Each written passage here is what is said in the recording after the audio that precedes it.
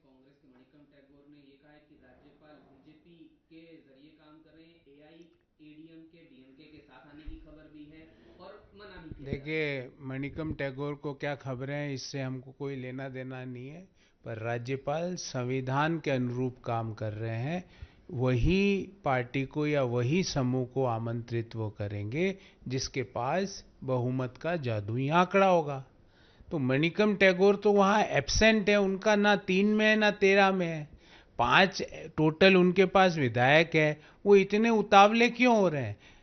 कभी डीएमके को छोड़ के इधर जंप करते हैं, कुछ विधायक मैंने सुना वापस डीएमके की तरफ जंप कर गए हैं। तो इतने उतावले ना हो। कांग्रेस पार्टी तो एब्सेंट है तमिलनाडु में। कांग्रेस पार्टी का क्या लेना देना? राज्यपाल जो है तमिलनाडु के, वो संविधान के अनुरूप उस ग्रुप को, उस दल को, उन पार्टीज को वो बुलाएंगे जिनके पास बहुमत का जादुई आंकड़ा होगा। It is as simple as this. Congress party को इसमें इतनी आपत्ति क्या है? वो तो एब्सेंट है। वो जब एब्सेंट है तो वो इस तरह के बयान देके अपने आप को रिलेवेंट साबित करने का प्रयास कांग्रेस के नेता ना करें। सर, कांग्रेस ये उजागर तब हुआ जब मणिशंकर अय्यर ने कांग्रेस टीवी के गठजोड़ पर हमला करते हुए इसे अवसरवाद की राजनीति से प्रेरित बताया इसमें। देखिए, अब बताइए, जो कांग्रेस के नेता हैं वो कांग्रेस पार्टी के दूसरे नेता या राहुल गांधी खड़गे साहब को गद्दार बोल रहे हैं। अवसरवादिता क्या है? गद्दारी तो है। राहुल गांधी जी दुनिया को गद्दारी का सर्टिफिकेट बांट रहे थे, आज कांग्रेस पार्टी के नेता राहुल गांधी को गद्दारी करार दे रहे हैं। राहुल गांधी को पीठ में छुरा घोंपने वाला करार दिया गया। जिस व्यक्ति को राहुल गांधी भाई भाई करके संबोधित करते थे, बड़ा भाई, उसकी पीठ में छुरा घोंप दिया।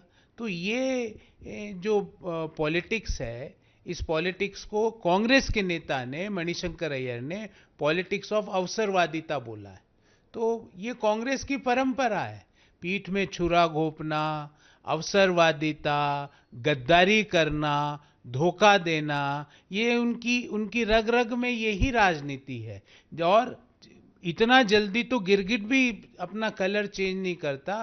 3 दिन पहले तक डीएमके और कांग्रेस हम साथ साथ है। आज कांग्रेस डीएमके को पूछती हम आपके हैं कौन? तो ये कांग्रेस की एक पुराना उनका चरित्र है। डीएमके की सांसद है कनिमोझी भी बकायदा लिख दिया है और लोकसभा में अपनी सीट व्यवस्था बदलने का अब अनुरोध किया पता है। नहीं, इंडी अलायंस का बारे में तो सिर्फ ऐतिहासिक होगा कि 2 महीने के लिए बना था।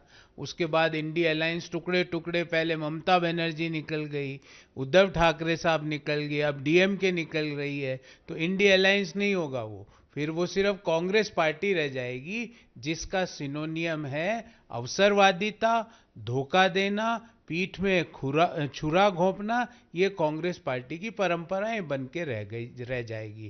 कांग्रेस पार्टी क्या कनिमोझी के पत्र का जवाब देगी जिसमें उन्होंने अपनी सीट बदलने का आग्रह लोकसभा स्पीकर से किया है? तो क्या कांग्रेस पार्टी के नेता जो हर बात पे ट्वीट करते हैं, क्या डीएमके के इस पत्र पे कोई ट्वीट करेंगे या प्रेस वार्ता करके जवाब देने का उनमें साहस है? तो है तो बताएं कि वो गद्दार क्यों नहीं है। राहुल गांधी जी संसद की सीढ़ियों में बैठ के लोगों को गद्दार गद्दार गद्दार करते थे।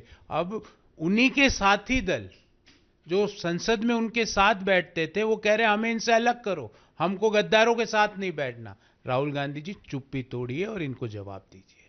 उधर सर बात करें तो अभी बीजेपी की तरफ से सीएम जो है वो साफ नहीं हुआ है चेहरा। शुभेंदु अधिकारी से लेकर अग्निमित्रा पॉल तक कई नाम देखिए, है। देश के यशस्वी गृह मंत्री आदरणीय अमित शाह जी केंद्रीय पर्यवेक्षक के रूप में बंगाल के जो नए चुने हुए विधायक हैं उनसे रायशुमारी कर रहे हैं, उनसे बात कर रहे हैं। उनके साथ ओडिशा के मुख्यमंत्री भी हैं। और जो हमारी परंपरा है उसके अनुरूप हम कंसेंसस बिल्ड करके निर्णय लेंगे।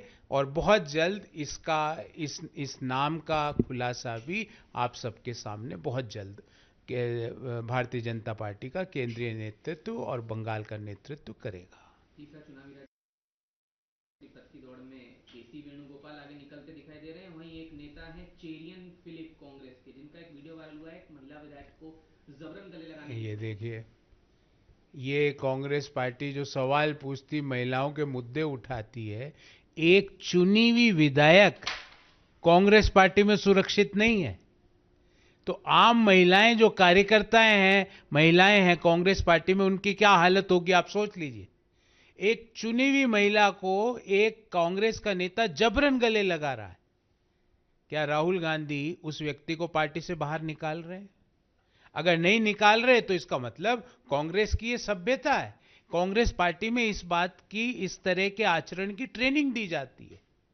चुनी हुई महिला विधायक जब सुरक्षित नहीं है तो कार्यकर्ताओं की कांग्रेस पार्टी में, और विशेषकर महिला कार्यकर्ताओं की क्या हालत होती होगी आप कल्पना कीजिए।